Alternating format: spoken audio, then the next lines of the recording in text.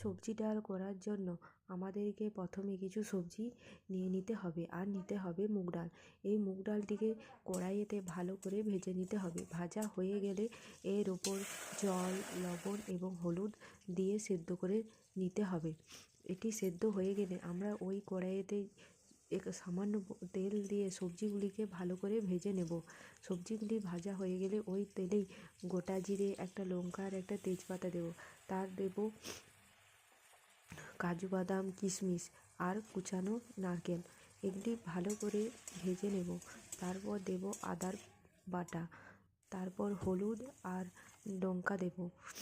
তারপর এগুলিকে একটু ভালো করে কষিয়ে নিয়ে আমরা দেব পালং শাক আর দেব স্বাদ অনুযায়ী লবণ এবং চিনি।